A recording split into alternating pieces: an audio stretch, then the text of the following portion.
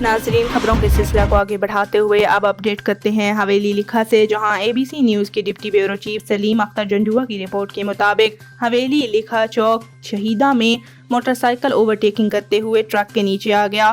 Motor cycle پر سوار ایک خاتون جاں بحق، مرد اور نومولود بچی سمیت 2 افراد زخمی۔ زخمیوں کو ابتدائی طبی امداد کے بعد ہسپتال منتقل کر دیا گیا۔ تفصیلات کے مطابق چوک شہیداں میں موٹر سائیکل اوورٹیکنگ کرتے ہوئے ٹرک کی سائیڈ لگنے سے ٹرک کے نیچے آ گیا۔ حادثہ تیز رفتاری اور لاپرواہی کی وجہ سے پیش آیا۔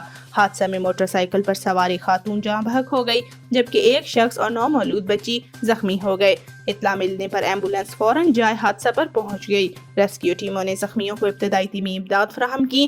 ابتدائی طبی امداد کے بعد زخمیوں کو THQ ہسپتال دیپال پور منتقل کر دیا گیا، جبکہ جاں بحق خاتون کی لاش کو ضروری کارروائی کرنے کے بعد مقامی پولیس کے حوالے کر دیا گیا۔